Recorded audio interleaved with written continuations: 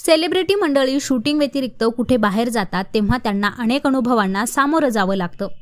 कधी चाहत्यांचा गराडा तर कधी चाहत्यांकडून मिळणाऱ्या अनेक प्रतिक्रिया. मात्र नुकत्याच एका अभिनेत्रीला आलेला विचित्र अनुभव त्यांनी सोशल मीडियावरती शेअर केलाय आणि या अभिनेत्री आहेत निवेदिता सराफ. नुकताच खरेदी करताना त्यांना आलेला अनुभव त्यांनी सोशल मीडियावर सांगितलाय आणि त्यांच्या या पोस्टने सगळ्यांचंच लक्ष वेधून घेतलंय. निवेदिता सराफ या नुकतंच एका मॉलमध्ये खरेदीसाठी गेल्या होत्या. मात्र खरेदी दरम्यान त्यांना वाईट अनुभव आलाय. मॉलच्या स्टाफने दिलेली चुकीची वागणूक त्यांना खटकलीये.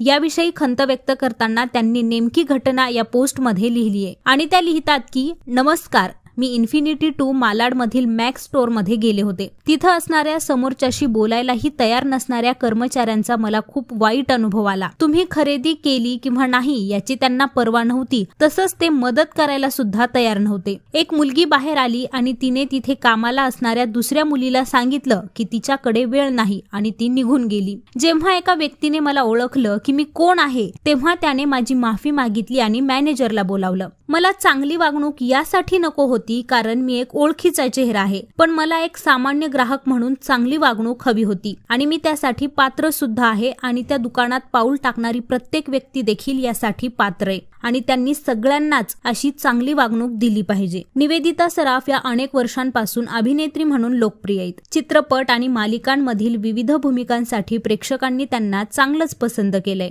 सध्या कलर्स मराठीवर भाग्य दिले तू मला या मालिकेत त्या महत्वाची भूमिका साकारतायत. खरेदी करताना मॉलमध्ये एक सेलिब्रिटी म्हणून नाही तर सामान्य ग्राहक म्हणून प्रत्येकाला चांगली वागणूक मिळणं गरजेचं असल्याचं निवेदिता सराफ यांनी त्यांच्या पोस्टमधून सांगितलंय.